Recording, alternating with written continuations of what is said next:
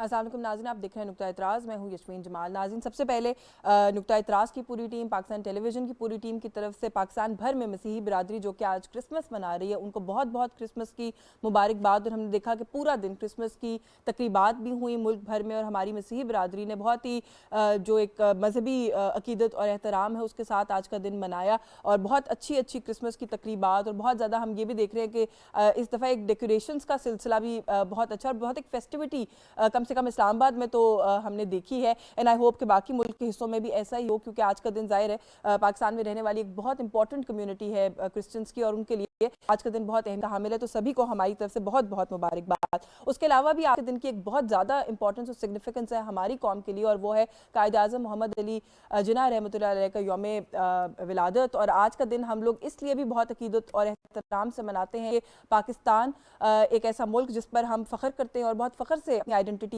دنیا میں کہیں بھی جاتے ہیں تو بیان کرتے ہیں کہ ہم پاکستانی ہیں۔ تو یہ آئیڈینٹی ہمیں دینے میں اگر کسی کا کردار ہے تو میرا خیال ہے وہ قائد اعظم محمد علی جناح ہی ہیں، اور آج ان کا یوم ولادت ہے۔ آج کے دن بہت سے جو سیاسی رہنما ہیں، جو قیادت ہے پاکستان کی مختلف، پورے دن میں ہم نے دیکھا کہ ان کی طرف سے پیغامات بھی آئے، تقریبات بھی ہوئیں، مزار قائد پر چینج آف گارڈ کی تقریب ہوتی ہے وہ بھی آج ہم نے دیکھا دن میں وٹنس کیا، وہ بھی ہوئی۔ اور پرائم منسٹر آف پاکستان نے اپنے جو جاری کردہ بیان ہے اس کے اندر یہ کہا کہ بھارت میں جو مذہبی منافرت اس وقت ہم وٹنس کر رہے ہیں، ایکسپیرینس کر رہے ہیں، وہ اس بات کو جو دو قومی نظریہ ہے اس کی صداقت کو جو ہے وہ بیان کرتی ہے، کیونکہ یہ بات اس ٹائم پہ بالکل ایک کنوکشن کے ساتھ کہی گئی کہ دو قومی نظریہ از the way to go، اور پاکستان کو بننا چاہیے۔ اور آج جو ہے جو کچھ وہاں پر ہو رہا ہے اس کو اگر سامنے رکھا جائے تو سمجھ میں آتا ہے کہ دو قومی نظریہ جو ہے وہ بالکل ایک ٹھیک جو ہے وہ نظریہ تھا، نیریٹو تھا، آئیڈیالوجی تھی۔ بات کریں گے کچھ ایشوز کے اوپر بھی، ایٹ دا سیم ٹائم جو ہمارے ملک کی سیاسی صورتحال ہے وہ چاہے کوئی بھی دن ہو ویسی ہی رہتی ہے، ڈیولپمنٹس جو ہیں ہم دیکھتے ہیں کہ اسی طریقے سے آتی رہتی ہیں، اور پنجاب جو اس وقت مرکز نگاہ بنا ہوا ہے، اگر ہم سیاسی ہلچل کے اعتبار سے بات کریں تو آج کے دن بہت کچھ ہے پنجاب سے جو آیا ہے، عمران خان صاحب کے بیانات کی صورت میں بھی، اینڈ ادروائز آلسو ہم بات کرتے ہیں ایک توڑ جوڑ کا جو معاملہ ہے، جو کاف لیگ اور پی ٹی آئی کی سیٹ ایڈجسٹمنٹ والا معاملہ ہے، وہ بھی بہت سے تجزیہ کاروں کا خیال ہے کہ دلچسپ رخ اختیار کرتا جا رہا ہے، تو اس پر بھی بات کریں گے۔ اور خان صاحب کی طرف سے الزامات کا جو ایک سلسلہ ہم دیکھ رہے ہیں، ماضی کی جو قیادت ہے فوج کی ان پر بھی، اور ابھی جو اسٹیبلشمنٹ سے ان کی توقعات ہیں وہ ہر نئے دن ایک ایسا بیان دیتے ہیں کہ لگتا ہے کہ وہ بڑھتی چلی جا رہی ہیں، تو کچھ اس پر بھی بات کریں گے۔ ہمارے ساتھ آج کے پروگرام میں موجود ہیں سینئر تجزیہ کار ہیں، جرنلسٹ ہیں، مرتضیٰ سولنگی صاحب نے ہمیں جوائن کیا، بہت شکریہ سر آپ کا آپ کے وقت کے لیے۔ پاکستان پیپلز پارٹی سے سینئر پولیٹیشین بیرسٹر عامر حسن موجود ہیں، بہت شکریہ سر آپ کا بھی آپ کے وقت کے لیے۔ نعیمہ کشور صاحبہ جمعیت علماء اسلام سے ہمارے ساتھ موجود ہیں، اور کیسر احمد شیخ صاحب کچھ دیر میں کراچی اسٹوڈیو سے پاکستان مسلم لیگ نواز کی نمائندگی کریں گے، ہمیں جوائن کر لیں گے۔ آپ سبھی مہمانوں کے شکر گزار ہیں پروگرام میں وقت دینے کے لیے۔ سولنگی صاحب آپ سے سر گفتگو کا آغاز کر لوں، آج کے جو دن ہوتے ہیں قوموں کی زندگی میں اس طرح کی، جب ہم پرسنالٹیز کو سیلیبریٹ کرتے ہیں، ان کی زندگی کو سیلیبریٹ کرتے ہیں تو بہت ساری آئیڈیولوجیکل گفتگو ہوتی ہے اگر ہم ویسے ادروائز اٹھا کے دیکھیں، لیکن انفارچونیٹلی پاکستان میں ہمارے پاس وقت نہیں ہوتا اس طرح کی آئیڈیولوجیکل گفتگو کرنے کا۔ قائد اعظم نے جو پاکستان میں سے پولیٹیکل اعتبار سے بات کر رہی ہوں، آپ سمجھتے ہیں کہ انویژن کیا ہوگا آج؟ Are we somewhere even close to that sir? جی، آپ کے سوال کا مختصر جواب تو شرمندگی سے بندہ یہی کہے گا کہ نفی میں ہے، کیونکہ جناح صاحب نے جس جدید ریاست کی بنیاد رکھی تھی اور جو ان کا نظریہ تھا اس سے ہم کافی دور ہیں۔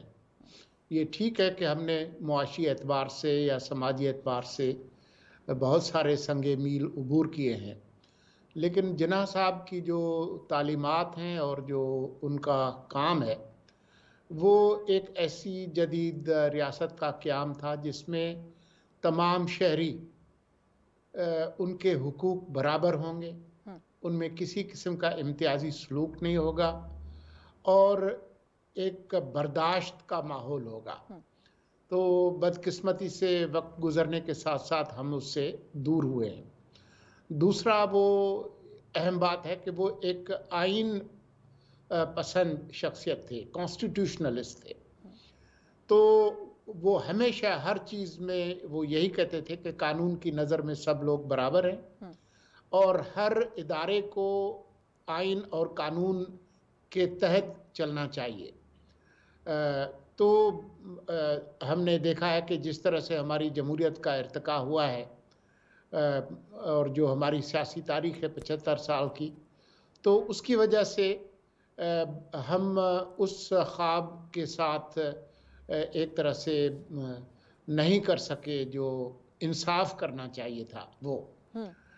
لیکن میرا خیال یہ ہے کہ ہمیں مایوس نہیں ہونا چاہیے، اور جو ان کے جو بنیادی اصول تھے، اقلیتوں کا تحفظ، تمام شہریوں کو برابر حقوق اور ایک فیڈرل ریاست کا قیام، جو کہ متحدہ بھارت کے اندر ممکن نہیں رہا تھا کانگریس کے رویے کی وجہ سے.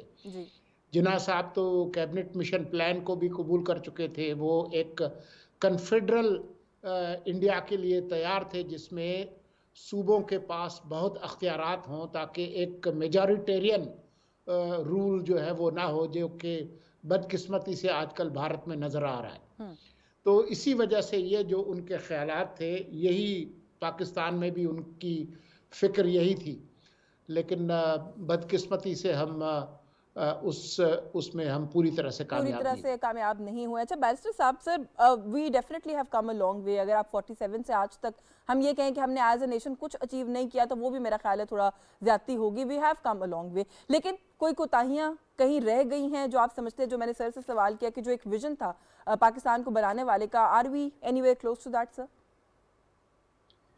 جی بہت شکریہ. پہلے میں آج کرسمس کے حوالے سے تمام مسیح جو ہمارے بھائی ہیں اور جو مسلمان ہیں سب کو مبارکباد پیش کرتا ہوں کہ قرآن پاک میں سورہ مریم میں اللہ تعالیٰ مسیح کے ولادت کے دن پہ سلام بھیجتا ہے. یہ تو سب کا دن ہے، کسی ایک مذہب یا فرقے کا دن نہیں ہے. تو مسیح کی آمد کی مبارکباد. اور قائد اعظم محمد علی جناح، دیکھیے جناح صاحب کی جو تقریر ہے 11 اگست کی، جو آپ کا سوال ہے کہ ہم نے کیا حاصل کیا اور کیا کمیاں رہ گئیں، تو میں ہمیشہ پیمانہ جو بناتا ہوں وہ جناح صاحب کی 11 اگست 1947 کی قانون ساز اسمبلی سے تقریر ہے.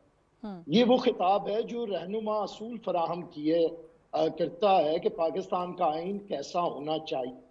لیکن بدقسمتی رہی کہ جناح صاحب نے جو اصول دیے جمہوریت کا اور مساوات کا، جس کے ذریعے ایک فلاحی ریاست بنائی جا سکتی تھی اور یہاں پہ مساوی حقوق ہر فرد کو، کہ بھلے اس کا کچھ بھی مذہب ہو، کوئی بھی نظریہ ہو، کوئی بھی ذات ہو اور کوئی بھی اس کی قومیت ہو، اس سے بالا تر ہو کے ریاست کی ذمہ داری ہے کہ سب کو مساوی سیاسی اور معاشی حقوق اور سماجی حقوق دیے جائیں. جناح صاحب کا یہ جو تھا نظریہ وہ لاگو ہوتا اگر آئین بنتا. 10 سال لگے، 56 میں ایک آئین آیا، 2 سال بھی نہ چل سکا اور جمہوریت تو سرے سے آئی نہیں، نہ انتخابات ہوئے. اس کے بعد ہر ایک ڈکٹیٹر کا LFO ہی آئین بنتا رہا، جیسا کہ جنرل ایوب کا یا جنرل یحییٰ کا. پھر شہید ذوالفقار علی بھٹو قائد عوام آئے اور انہوں نے 73 کا کانسٹیٹیوشن دیا، جو آج بھی آپ کی انٹرنل سیکیورٹی کی علامت ہے. آج بھی آپ کی تمام قومیتیں، تمام آپ کے فیڈریٹنگ یونٹس جو ہیں وہ اس کے اوپر متفق ہیں، اکٹھے ہیں اور پاکستان آگے چل رہا ہے، بڑھ رہا ہے. ہم نے بہت کچھ حاصل کیا ہے، مجھے اس سے کوئی کہنے میں آر نہیں ہے کہ وہ پاکستان جو ایک ملٹری ڈکٹیٹر جنرل یحییٰ کے دور کے اندر، کیونکہ 4 دفعہ تو مارشل لا لگ گیا، حالانکہ جناح صاحب کہتے تھے کہ سول سپریمیسی ہوگی اور جو فوج ہے وہ سول گورنمنٹ کے ماتحت ہوگی، لیکن 4 طویل مارشل لا لگے جس میں ملک ٹوٹا. اب جب ملک ٹوٹا تو جناح کا پاکستان ٹوٹ گیا. لیکن شہید ذوالفقار علی بھٹو نے آئین دیا، آئین کے تحت ہم آگے بڑھے. پھر پاکستان کو ایک ایٹمی پروگرام ملا جس کی وجہ سے ہم اپنے سے 5 گنا بڑے دشمن، اور بھلے وہ ہمارا ہمسایہ ہے لیکن ہاسٹیلٹی رہی ہے، اس کے مقابلے میں آج کھڑے ہیں. میں سمجھتا ہوں جو چیز بہت سمجھنے کی اور ضرورت ہے وہ بنیادی پرنسپلز ہیں جو جناح صاحب نے 11 اگست کو کہے تھے کہ جمہوریت کے بغیر گزارا نہیں ہے. اب جمہوریت صرف اس چیز کا نام نہیں ہے کہ ایک دفعہ الیکشن کروا کے ووٹ دے کے اور ختم ہو جائے. یہ ایک کنٹینیوٹی کا نام ہے، یہ اداروں کی سموتھ فنکشننگ کا نام ہے، ہر ادارے کا اپنے ڈومین کے اندر رہ کے کام کرنے کا نام ہے.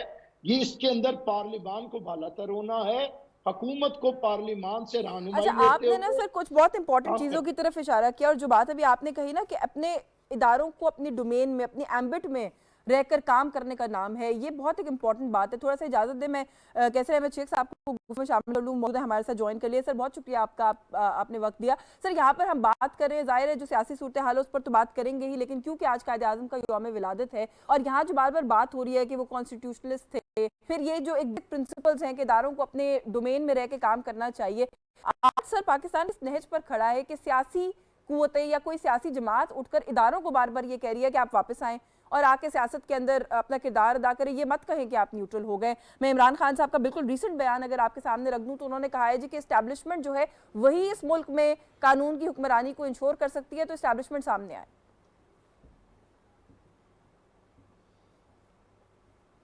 بسم اللہ الرحمن الرحیم. دیکھیے, قائد اعظم محمد علی جناح ایک بہت بڑی شخصیت اور پرسنالٹی تھی. وہ ان کی پیدائش ہوئی 1876 میں اور آج تقریباً 150 سال, آج 2022 شروع ہو رہا ہے, تو 150 سال میں بھی ہمیں 40% مسلمانوں کی, پوری دنیا کی 40% مسلمان سب کانٹیننٹ میں تھے اس وقت جب کہ قائد اعظم کا تھا. تو اس دنیا کے 40% مسلمانوں کے اس علاقے میں اور کوئی ایسا لیڈر نہیں تھا جن کے اوپر لوگوں کی نظریں ہوں. اور آج بھی اس کے بعد بھی ہمیں کوئی ایسا لیڈر نہیں ملا. ہمیں 75 سال ہو گئے اپنے ملک آزاد کیے ہوئے. ایک بہت بڑی اعلیٰ پرسنالٹی تھی. ان کا کریکٹر, ان کا دیکھیں نا, آج تک کسی نے ان کے اوپر کوئی کسی قسم کا کوئی ذرا سا بھی شائبہ نہیں کیا یا کہیں الزام نہیں لگایا یا ان کے کریکٹر پہ یا ان کی کمٹمنٹ پہ. تو بات یہ ہے کہ انہوں نے جو چیزیں دی ہمیں ایک نہایت اعلیٰ لیڈرشپ دی اور وہ ملک بنا کے دیا. وہ ایک دنیا کے ایسے لیڈر تھے جنہوں نے, شاید ہی کوئی ایسا لیڈر ہو جس نے ایک نئی مملکت بھی بنائی. لیڈر تو تھے ہی اپنے طور پہ, اور یہ بات واضح طور پہ کہی گئی. اور ان کو انہیں اپنا ذرا بھی یہ نہیں تھا, ہوس تھی جو آج کل کے ہم پولیٹیشنز میں اپنے اقتدار کی ہوس ہے, اور جس طرح ہم ملک کی اکانومی کا جو حشر کر رہے ہیں.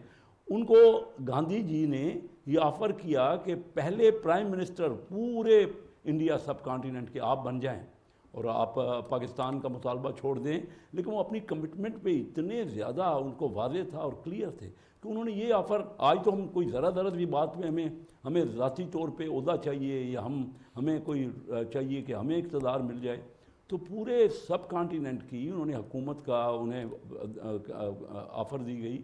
تو قائد اعظم محمد علی جناح نے اس کو ٹھکرا دیا اور انہوں نے کہا کہ یہ چلاک گاندھی کی آفر ہو سکتی ہے, کیونکہ ہم تو اپنے ایک کمٹمنٹ پہ کہ ہم ایک ایسا ملک چاہتے ہیں جہاں پہ ہم مسلمان شو کر سکیں گے مسلمانوں میں یہ جو اکنامک ڈیولپمنٹ ہے, جو ہمیں رواداری ہے, جو ہم لوگوں کے لیے اچھا اخلاق ہے وہ پیش کریں گے, اور ایک ایسی نمونہ حکومت کا دیں گے جس میں تمام مذاہب کے لوگ بڑی رواداری کے ساتھ رہ سکیں گے. سر یہ تو ایک بہت لمبی ڈیبیٹ ہے, اگر شروع کر دی ہم نے کہ ہم ایسے نمونے کے تو انفارچونیٹلی کہیں قریب بھی نہیں ہے. مجھے اجازت دیجیے گا, نعیمہ کشور صاحبہ بھی موجود ہیں. میں آج کے دن کی مناسبت سے ان سے بھی سوال کرنا چاہتی ہوں. جیسے میں نے ابتدائیے میں کہا نعیمہ صاحبہ کہ پرائم منسٹر آف پاکستان نے کہا کہ آج جو کچھ بارڈر کے اس پار ہو رہا ہے وہ اس بات کو ثابت کرتا ہے, صداقت کو ثابت کرتا ہے. دو قومی نظریہ جو ہے اس کی کیا کہیں گے آپ؟ بسم اللہ الرحمن الرحیم. دیکھیے, دو قومی نظریے کی آج یہی وہ ہے کہ آج آپ دیکھ رہے ہیں کہ کرسمس بڑے عقیدت اور احترام سے ہماری مسیحی برادری منا رہی ہے. اگر آپ دیکھیں تو ہمارے مسلمان بھائی جب عید کا موقع ہوتا ہے, عید قربہ ہوتی ہے, چھوٹی عید ہوتی ہے, رمضان ہوتی ہے, تو وہ اگر آپ دیکھیں بھارت میں وہ اس آزادی کے ساتھ اور اس وجہ سے نہیں منا سکتے, ان کو بڑی مشکلات ہوتی ہے. اور یہی وجہ ہے کہ ہمارے پاکستان میں جو ہمارے اقلیتی بھائی ہیں ان کو اپنے جو مذہبی وہ ہوتے ہیں بڑے آسانی کے ساتھ, بڑے آزادی کے ساتھ وہ مذہبی امور سر انجام دیتے ہیں. تو میرے خیال میں آزادی کی سب سے بڑی یہی نشانی ہوتی ہے. پاکستان میں اگر آزادی کی آپ دیکھ لیں تو ٹھیک ہے, وہ جو قائد اعظم کا وہ تھا, اگر اس حد تک ہم کامیاب نہیں ہوئے تو سب سے بڑی کامیابی جو ہمیں ہوئی, اتنا مایوس ہمیں نہیں ہونی چاہیے. 73 کا آئین ہمارے کوئی عمل کرے نہ کرے, لیکن آج بھی ہم اس میرے خیال میں ایک ایسا وہ ہے کہ اس سے پیچھے ہم نہیں ہٹ سکتے. تو یہ ایک وہ ہے کہ تمام ادارے اس پہ متفق ہے. 18 अमेंडमेंट उसके बाद जब आई तो सूबों को वो हुकूक मिले, उस पे अमल दरामद होने की ज़रूरत है, लेकिन एक ऐसा वो है कि एक बहुत अहम चीज़ है। दूसरी बात ये है कि 2002 के बाद ये एक है कि एक कोई भी वज़ीर आज़म अपना टर्म पूरा ना कर सका, लेकिन 2002 के बाद जो तसलसल आया है पार्लियामेंट की जो मुद्दत पूरी करने के है, वो भी एक अच्छा एग्ज़ाम है। मेरे ख्याल में इससे सियासत में या जमहूरी अमल मजबूत होगा, तो इस टर्म को पूरा होना चाहिए। अब जो इमरान खान साहब बार बार असम्बलियों को या जमहूरियत को डिरेल करने की कोशिश कर रहे हैं, मेरे ख्याल में इससे मुल्क में और भी अनारकी फैलेगी।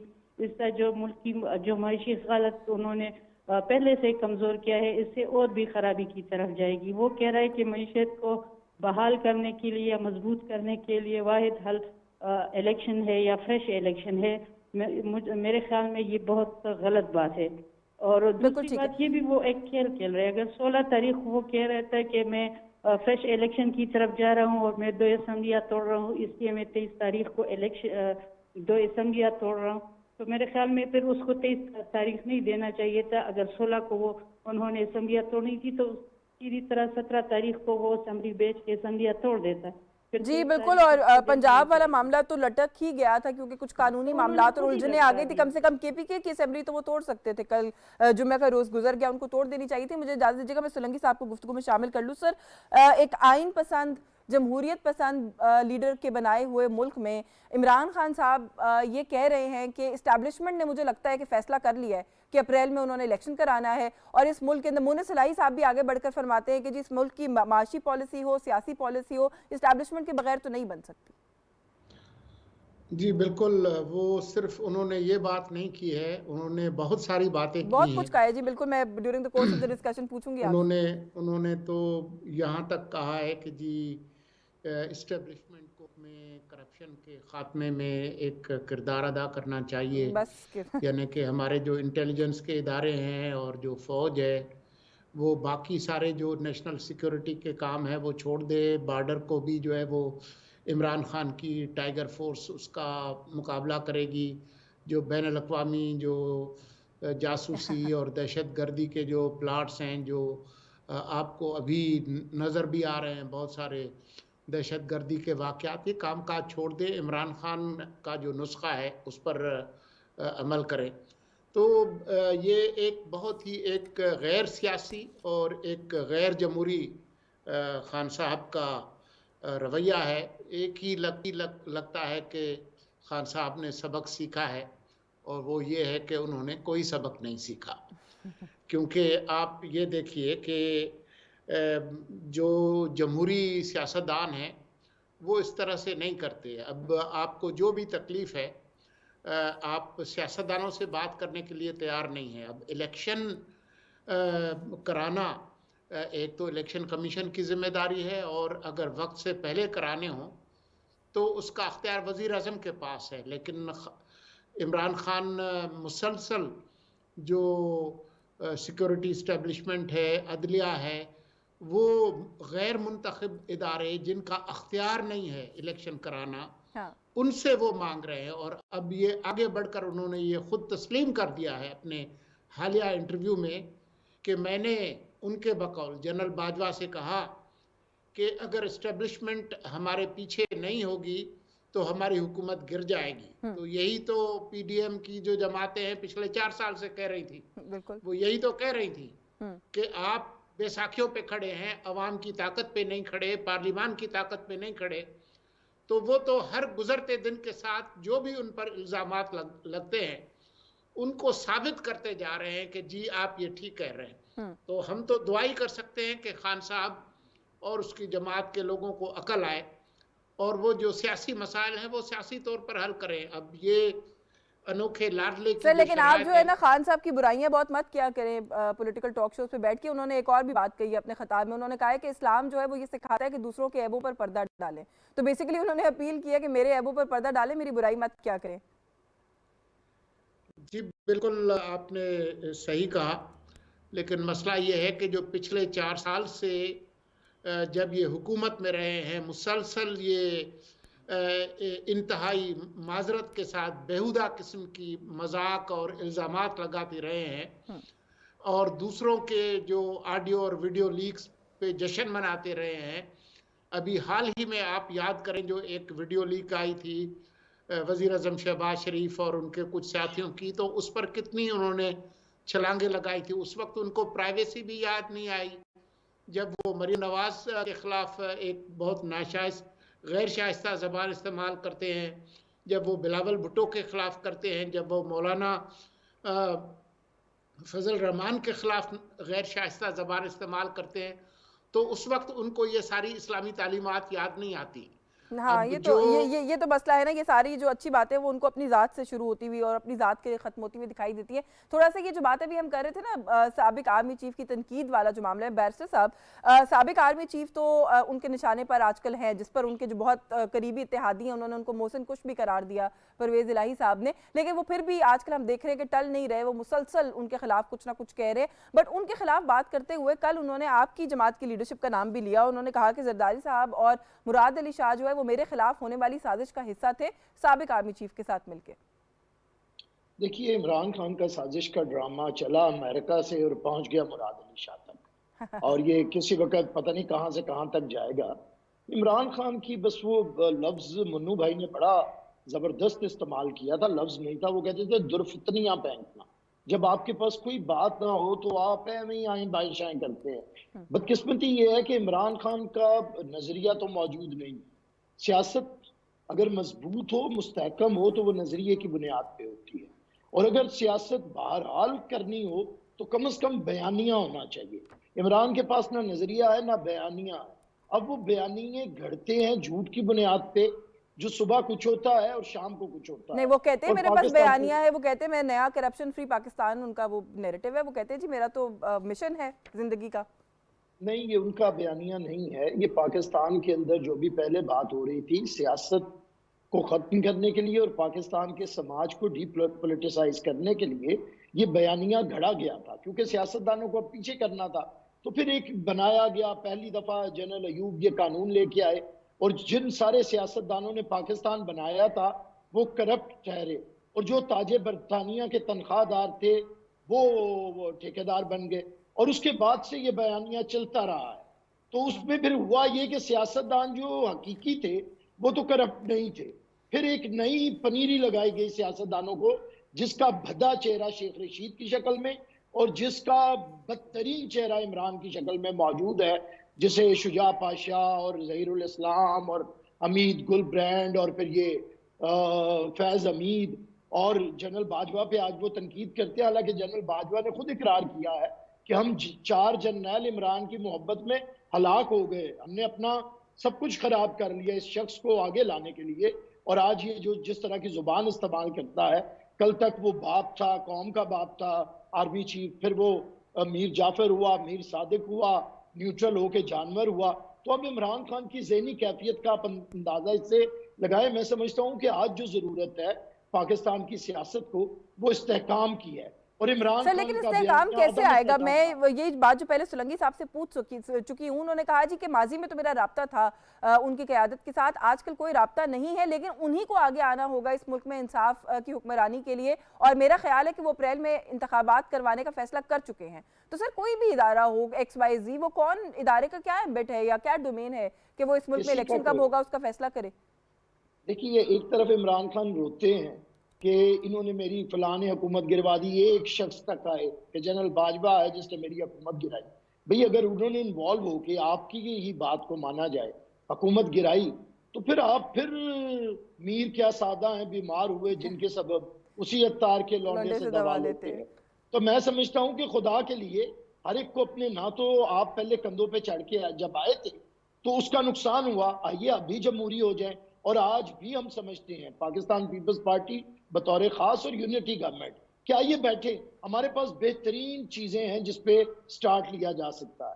ہمارے پاس چارٹر آف ڈیموکریسی موجود ہے، آئیے آپ بھی سائن کریں میثاق جمہوریت. آپ کہتے ہیں کہ کرپشن سے پاک، تو آئیے ایک ایسا احتساب کا ادارہ بنائیں جو صرف سیاست دانوں کو رگیدے نہ اور بدنام نہ کرے اہل سیاست کو، وہ جرنلز کا بھی احتساب کرے, وہ ججز کا بھی احتساب کرے, اور آگے بڑھتے ہوئے پاکستان کے آئین کو مضبوط کرتے ہوئے ہم ایک ٹروتھ اینڈ ریکنسیلیشن کمیشن بناتے ہیں. ادھر عمران اپنا بھی سچ بولیں اور پھر دوسرے اداروں کو بھی حق حاصل ہو کہ وہ بھی اپنا بات سچ کرتے ہیں سر, بولیں. کیونکہ اکاؤنٹیبلٹی سے تو کوئی انکار نہیں کرتا, یہ بالکل ٹھیک ہے, اس پہ بات کرتے ہیں. کیسر صاحب, یہ آج خواجہ آصف کی ایک سٹیٹمنٹ ہے میرے سامنے, انہوں نے یہ کہا کہ ہمارے جو مخالفین ہیں, اشارہ ظاہر ہے پاکستان تحریک انصاف کی طرف یہ کہ وہ ایک ایسی پستی میں جا گرے ہیں ہمارے خلاف بات کرتے کرتے کہ ہم اس پستی میں جا کر جواب نہیں دے سکتے. لیکن سر جواب کسی صورت تو دینا ہے نا, کسی طور تو دینا ہے. یہ بھی کس قسم کی مخالفت ہوئی کہ وہ کچھ بھی کہتے چلے جا رہے ہیں اور ہم دیکھ رہے ہیں کہ آپ سنتے چلے جا رہے ہیں. یہ جو بات ابھی سر کر رہے تھے, اداروں کو بھی وہ متنازع بنا رہے ہیں یہ کہہ کر کے ادارے نے فیصلہ کر لیا, ادارہ انتخاب کروائے یا ادارہ انتخاب کروائے گا,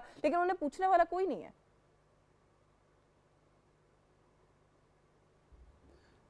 یہ دیکھیے, یہ بہت اہم ٹاپک ہے جو آج آپ, یہی اصل ٹاپک ہے جو آج ڈیبیٹ ہونا چاہیے. آج اس عظیم لیڈر کا برتھ ڈے ہے جس نے یہ خود کہا تھا اس وقت کہ ڈیفنس فورسز کو کہا تھا کہ بہت اہم ادارہ ہے, لیکن ڈیفنس کا کام ان آرمی کا اور بحریہ کا اور ایئر فورس کا, انہوں نے کہا تھا کہ یہ کام حکومت کرنا نہیں ہے, حکومت جو ہے وہ پالیٹیشینز کریں گے. یہ بڑا کیٹاگوریکلی ہمارے لیڈر نے, قائد اعظم محمد علی جناح نے کہا. اب ہوا کیا کہ اس کے بعد ہوتا تو یہی رہا کہ ہر کوئی, یہ صرف ایک نہیں, ہماری مختلف پارٹیوں کے لیڈر کو وہ لایا گیا اور پیچھے جمہوریت کو پن اپ نہیں دیا گیا. ہمارے یہاں سے اوریجنل لیڈرشپ تو آئی نہیں ہے. یہ تمام جو لیڈرز ہیں وہ کسی نہ کسی بیک گراؤنڈ سے کسی, اور اب صورت یہ ہے کہ عمران خان کا تو بڑا کلیئر ہے. عمران خان صاحب جس طرح آئے ہیں, ہر آدمی کو پتہ ہے, ہم الیکشن لڑے تھے, ہمیں اندازہ ہے کہ کس طرح ان کو سپورٹ کیا گیا, اور ہمارے 7 ضلعوں میں سے کوئی مسلم لیگ نون کا ٹکٹ لینے والا کوئی نہیں تھا, کوئی کھڑا نہیں ہو رہا تھا. آپ اندازہ کریے, کیا نہیں گیا, کرایا نہیں گیا, ان کو روکا گیا. لیکن دیکھیے اسٹیبلشمنٹ جو ہے ان کا یہ کام جو ہے کہ وہ ملک کا بھی دفاع کرنا ہے, جو اندرونی ہمارا خلفشار ہے اس کو بھی ٹھیک کرنا ہے. آج جو صورتحال ہے, عمران خان تو صاحب تو کسی طرف آ نہیں رہے, یا تو ہمیں ہماری پارٹیوں کو جو ہم اس برسر اقتدار ہیں ان کو روکنا پڑے گا صحیح طریقے سے, وہ بھی آج تک ہم روک نہیں پائے ان کو. وہ دستور ملک کے مخالفت میں بات کر رہے ہیں اور اس سے ہماری اکانومی بہت بری صورتحال میں ہے. ساری دنیا میں جو ہم پرسیپشن دے رہے ہیں اپنی اکانومی کا, وہ باہر کا تو کوئی انویسٹمنٹ یہاں نہیں آ رہی.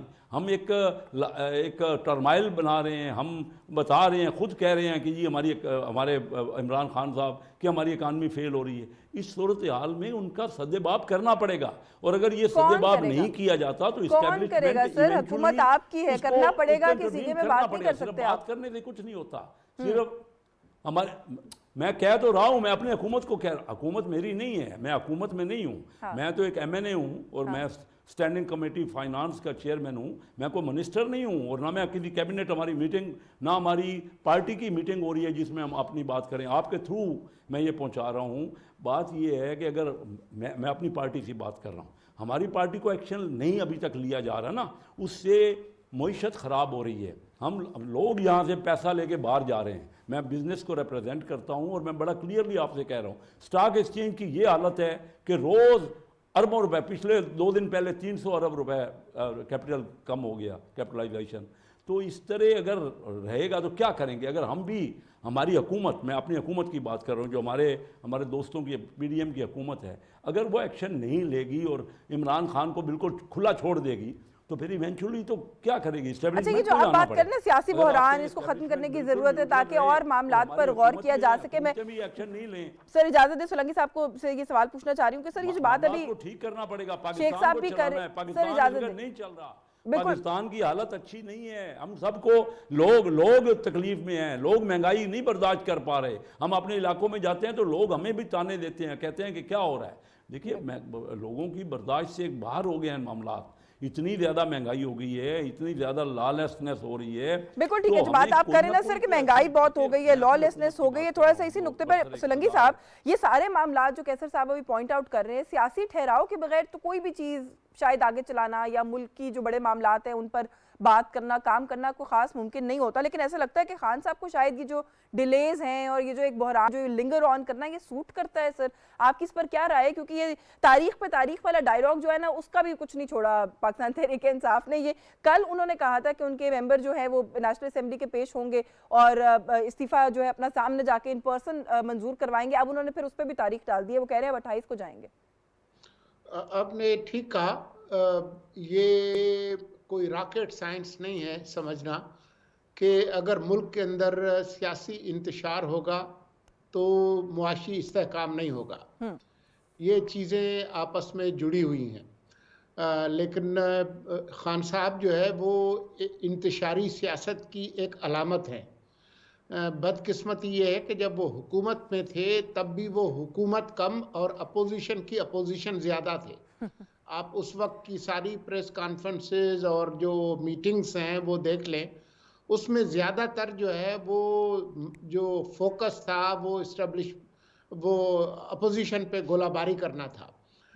سب سے زیادہ جو ان کے اجلاس ہوتے تھے وہ ترجمانوں کے ہوتے تھے. تو یہ چاہے 2013 کے انتخابات کے فوراً ایک سال بعد یہ دھرنا لے کر آ گئے تھے طاہر القادری کے ساتھ، پھر 2016 میں آپ نے دیکھا پھر فیض آباد دھرنے میں کس طریقے سے جو انہوں نے رول ادا کیا. تو جو خود پاناما کا جو کیس تھا اس میں یہ پٹیشنر یہی تھے، یہ لے کر گئے تھے. تو یہ اور خاص طور پر پچھلے 7-8 مہینے میں جو انہوں نے حرکتیں کی ہیں وہ کام کیا ہے جس سے ملک معاشی اور سیاسی دلدل میں گر جائے. سر ایک سٹیٹمنٹ انہوں نے آج اور بھی دی ہے، آئی ڈونٹ نو میں شاید غلط اگر سمجھی ہوں تو آپ میری تصحیح ضرور کر دیجئے. انہوں نے یہ کہا ہے جی کہ تحلیل ہو جائے ایک دفعہ اسمبلیاں، اس کے بعد اگر الیکشن نہیں بھی ہوتا فوری طور پہ تو ہمیں کوئی فرق نہیں پڑتا اس بات سے. آئی ڈونٹ نو وہ کیا کہنا چاہتے ہیں. ابھی تو ان کی ڈیمانڈ ہے کہ ارلی الیکشن کروا دیں، اب وہ یہ کہتے ہیں بس اسمبلی تحلیل کر دیں ایک دفعہ اور الیکشن نہ بھی کرائیں ہمیں کوئی فرق نہیں پڑتا. دیکھیں وہ اسمبلی تحلیل کرنے کی بات تو وہ کر رہے ہیں، لیکن اسمبلی تحلیل کرنے کا جب سنہری موقع تھا ان کے پاس، وہ قومی اسمبلی کی بھی کر سکتے تھے، وہ انہوں نے 9 اپریل تک نہیں کی. پھر یہ دونوں صوبائی حکومتیں ان کے پاس اس وقت سے ہیں، 10 اپریل کے بعد بھی یہ حکومتیں انہی کی ہیں پنجاب میں اور خیبر پختونخوا میں. تو وہ تحلیل کرنے کی بات ضرور کرتے ہیں لیکن وہ کرتے نہیں ہیں. اب مجھے بتائیں کہ پنجاب کے اندر تو یہ ایک بحران ہے، وہاں پر ایک تنازع چل رہا ہے، وہاں پر ایک عدالتی تنازع بھی ہے. خیبر پختونخوا میں تو کوئی تنازع نہیں ہے. پھر آپ اسمبلیوں کی تحلیل کیوں کرتے ہیں؟ دنیا بھر کی جو پارلیمانی سیاست ہے وہاں پر جب حکومت کرنے میں بالکل ناکام ہو جائے اور ایک ڈیڈ لاک پیدا ہو جائے جس میں حکومت نہ کر سکے، اسمبلی نہ چل سکے، تو اس وقت جو وزیر اعظم ہوتے ہیں یا وزیر اعلیٰ ہوتا ہے وہ اسمبلی تحلیل کرتا ہے. مجھے بتائیں کہ خیبر پختونخوا میں کون سا بحران ہے؟ مجھے بتائیں کہ یہ جو انہوں نے فیصلہ کیا پنجاب کے اسمبلی کی تحلیل کا، پنجاب کے اندر کون سا سیاسی بحران تھا؟ اپوزیشن تو بیٹھی ہوئی تھی آرام سے، جو ان کے عدالتی معاملات ہیں وہ ضرور چل رہے تھے. لیکن ان کو اسلام آباد کی کرسی چاہیے. 12 کروڑ کے صوبے کی اسمبلی کو اس لیے تحلیل کرنا چاہتے ہیں کہ ان کو اسلام آباد 27 کلومیٹر کی جو حکومت ہے جس پر یہ ہر روز طنز کرتے ہیں وہ چاہیے ان کو. خیبر پختونخوا 3.5-4 کروڑ کی آبادی جہاں پر ان کے پاس 2/3 اکثریت ہے، وہاں پر کوئی سیاسی بحران نہیں ہے. اس کو اس لیے قربان کرنا ہے کیونکہ بنی گالہ والے کو 27 کلومیٹر کی حکومت بہت پسند ہے. اب بیبی کو کیا پسند ہے میں اس کے بارے میں کیا کہوں. بالکل ٹھیک ہے بیرسٹر صاحب، یہ تھوڑا سا کیونکہ آپ ظاہر ہے آپ لوگ پولیٹیکلی ہر چیز کو اور طرح سے آبزرو کرتے. خان صاحب نے آج کہا ہے کہ اچھا کھلاڑی وہ ہوتا ہے جو ہر بال کو نہ کھیلے. وہ کس بال کو نہ کھیلنے کی آپ سمجھتے ہیں بات کر رہے ہیں؟ یہ انہوں نے پورے ملک کو جو ہے وہ کرکٹ گراؤنڈ سمجھ لیا اور اس کے اندر وہ اپنا کوئی میچ کھیل رہے ہیں، بڑی انفارچونیٹ بات ہے. لیکن وہ یہ کہتے ہیں کہ اچھا کھلاڑی وہ ہے جو ہر بال نہ کھیلے. دیکھیے اہل سیاست کے پاس اور جو بھی، کیونکہ جب سیاست اہل دانش کا کام تھا تو جو میٹافور یا استعارہ ہوتا ہے وہ ایسا استعمال کیا جاتا تھا جس سے قوم کی تربیت ہوتی تھی اور سیاسی سطح کے اوپر ایک بات کی جا سکتی تھی. وہ جناح صاحب سے لے کے اور اسے بام عروج دیا قائد عوام شہید ذوالفقار علی بھٹو نے، اور پھر محترمہ بے نظیر بھٹو کے جو استعارے ہیں وہ تاریخ میں لکھے گئے ہیں. جیسے انہوں نے کہا کہ democracy is the best revenge. तो ये जो इस्तिहारे होते हैं वो ही बताते हैं कि दानिश क्या है और नजरिया क्या है। इमरान खान ने पिछले 24-26 साल के अंदर पाकिस्तान को 11 लोगों की एक क्रिकेट टीम की तरह रखा है। कप्तान जो चाहे वो, देखिए ना, पाकिस्तान के वजीर आजम को ज्यादा खूबी से वो समझते हैं कप्तान कहना, मेरे कप्तान ने ये किया, कप्तान ये कह रहा है, कप्तान। तो एक ऐसा निचली सतह पे ले आए। अब क्रिकेट कोई इतना भी मोतबर खेल नहीं है, दुनिया के कोई 10-12 ममालिक में खेला जाता है और 170-80 या 200 के करीब ममालिक उसे उधर जाना भी नहीं जाता कि क्रिकेट क्या है, और आपने पूरे मुल्क को उसके इश्तिहारों के अंदर डाला है। मुझे नहीं पता, मैं तो इमरान खान की गुफ्तगू समझ नहीं सकता। जैसे उन्होंने आज फरमाया कि कुरान कहता है कि दूसरों की ऐब जोई ना करो, उस पर पर्दा डालें, तो इमरान खान साहब को ये आज इस आयत का पता चला है, वगरना 26 साल सियासत में तो उनकी सियासत का बुनियादी नुक्ता दूसरों की ऐब जोई है, दूसरों के ऊपर उंगली उठाना है, दूसरों को सरे बाजार एक्सपोज करना है, बल्कि बरहना करना है। और उसमें ना कोई इदारा बचा है, ना कोई शख्स बचा है, ना पॉलिटिकल पार्टी बची है। रसूल पाक का फरमान है कि आपका किरदार किसी की बुराई के ऊपर नहीं खड़ा, अपनी अच्छाई के ऊपर खड़ा है। आपने अगर कुछ हासिल करना है तो आप में क्या है, मुझे बताए। 26 सालों में इमरान की दूसरे की ऐब और दूसरे की बुराई के अलावा इमरान खान के पास क्या चीज है?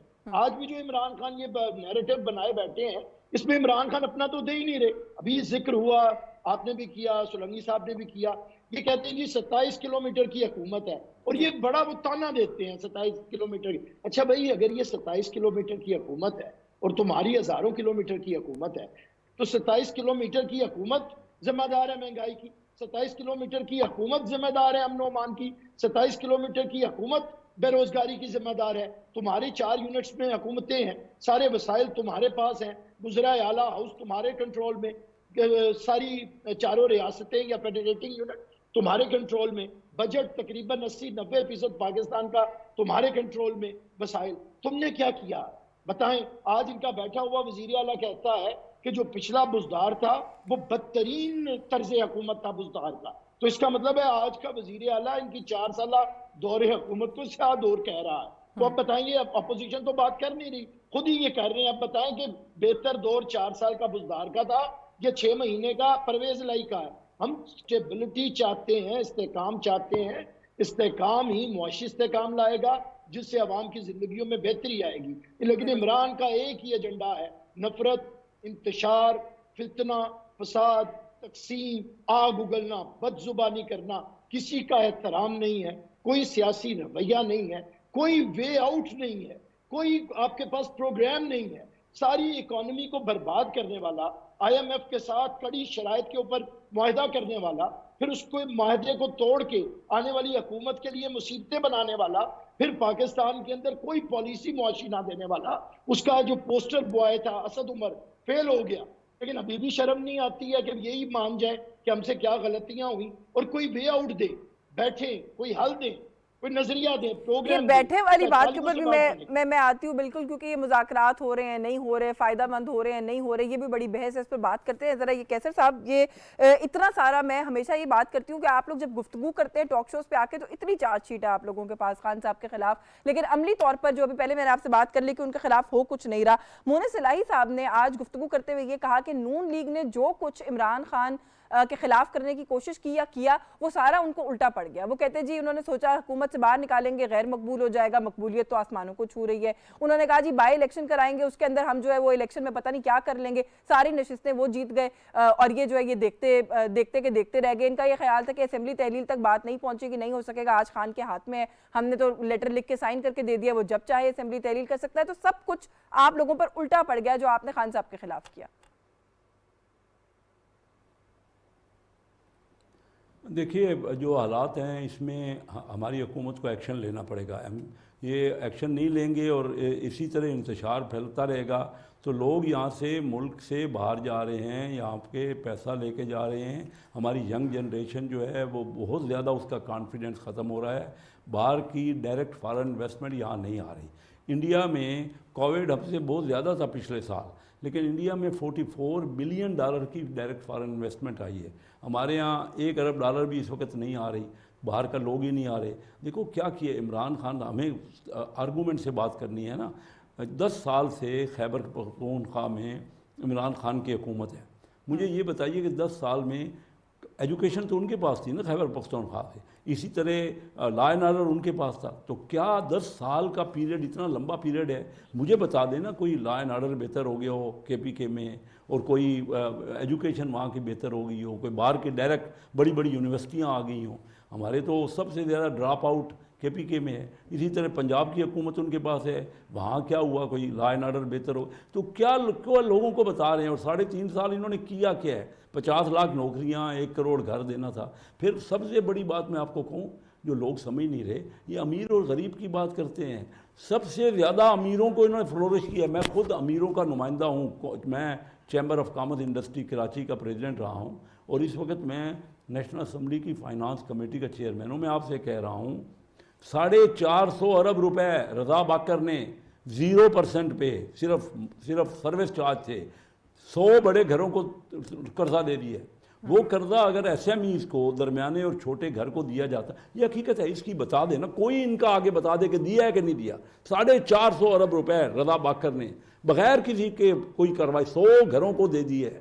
اور وہ قرضہ ابھی انہوں نے مشینری منگائی ہے, وہ مشینری چل نہیں رہی, اس کے لیے کاٹن چاہیے. اور یہی جو ہمارا ہمیں پھنسایا ہے نا اکانومی میں, یہ اتنا بڑا ہیوج فارن ایکسچینج میں قرضہ, جو کہ ساری مشینری آ گئی, اور جو مشینری اس وقت ہمارے پاس کاٹن ہی نہیں ہے اور چل بھی نہیں رہی. تو میں یہ بتانا, اگر یہ قرضہ درمیانے اور چھوٹے کو دیا جاتا, ہمارے ہاں صرف 7%, 93% بڑوں کو دیتے ہیں 7%, کیونکہ ان کے پاس کولیٹرل نہیں ہوتے. آپ کا ملک جب تک فلورش نہیں کرے گا, ہمارے جتنے فائنانس منسٹر آئے ہیں نا جی, چاہے کسی بھی پارٹی کے ہوں, وہ آتے ہی باہر سے ہیں, وہ عوام کا الیکٹ ایک بھی نہیں ہے. میں نہیں دیکھتا ایک 6 مہینے کے لیے اسد عمر بنے مثلاً کوئی, پہلے آج 35 سال پہلے یاسین بھٹو صاحب عوام کے الیکٹڈ فائنانس منسٹر بنے تھے. یہ لوگ آتے ہیں, آ کے چلے جاتے ہیں. حفیظ شیخ آئے, ان کا اپنی رجسٹریشن بھی نہیں ہے FBR میں, اپنا انکم ٹیکس کی رجسٹریشن, وہ آ کے چلے جاتے ہیں, پھر آتے. اس طریقے سے ہم نے اپنی اکانومی کو فلورش کرنا ہے. کر دیا, بالکل ٹھیک ہے سر, اجازت دیجیے گا, بالکل 2-3 منٹ رہ گئے. میں سولنگی صاحب سے چاہتی ہوں ایک کلوزنگ نوٹ لے لوں اس پہ. 1990 میں میں آپ کو بس آخری آدھا منٹ یہ بات کر رہا ہوں, آدھا منٹ بات کر رہا ہوں کہ انڈیا 1990 میں ہم سے 4 گنا تھا اس کی اکانومی, آج اس کی 12 گنا ہو گئی ہے. انڈیا کا ریونیو ٹیکس ہم سے 20 گنا ہو گیا ہے. تو یہ نہ ہم ٹیکس وصول کرتے ہیں لوگوں سے, ہمیں سخت ایکشن لینے پڑیں گے, ہمیں اسٹرکچرل چینجز کرنی پڑیں گی. ہم سب کہتے ہیں, ہم کوئی بھی پارٹی, اور اس طرح نہیں ہوگا. دیکھیے ہمیں مل جل کے اپنے ملک کے لیے بہتری کی بات کرنی, اور یہ اتنا بڑا لون پوچھنے کی بات ہے کہ کیا, کیوں دیا, کیوں امیروں کو اتنا دیا, اور مل کیا جل آپ کے نے ان سے پھر وہی بات آئی تھی, وقت ختم ہو گیا, ورنہ میں اس ملنے جلنے پر ضرور بات کرتی. سولنگی صاحب سر کنکلوڈنگ ریمارک دے دیں بالکل مختصر سا, کہ آنے والے دنوں میں آپ کو پنجاب میں کوئی بڑی تبدیلی نظر آ رہی ہے؟ وہ کل اسد عمر صاحب کا ایک انٹرویو میں سن رہی تھی, انہوں نے کہا جی ان کو شوق ہے, ہم اعتماد کا ووٹ بھی لے لیں گے, یہ کرنا چاہتے ہیں ہم وہ بھی کر کے دکھا دیں گے, تحلیل چاہتے ہیں ہم وہ بھی کر کے دکھا دیں گے. کیا ہوگا؟ مجھے پرویز الہی اعتماد کا ووٹ لے کر عمران خان کے اتحادی کے طور پر وزیر اعلیٰ رہتے ہوئے نظر نہیں آتے. مجھے لگتا ہے کہ چند ہی دنوں میں یہ وزارت اعلیٰ سے محروم ہو جائیں گے, اور ویسے بھی جو لاہور ہائی کورٹ کا فیصلہ ہے اس کو حکومت سپریم کورٹ میں چیلنج کرنے جا رہی ہے. تو کوئی آپ کو کوئی ایسا خاص وہ نہیں نظر آ رہا. بہت شکریہ سر آپ کا, مرشد سولنگی صاحب آپ کے وقت کے لیے. سر بیرسٹر عامر حسن بہت شکریہ سر آپ کا بھی, آپ کے وقت کے لیے. کیسر احمد شیخ صاحب کے شکر گزار ہیں. کشور صاحبہ موجود تھیں, ان کے شکر گزار ہیں, پروگرام میں انہوں نے وقت دیا. ویورز پروگرام نقطہ اعتراض سے آج کے لیے بس یہی کچھ. اشوین جمال کو اجازت دیجیے, اللہ حافظ.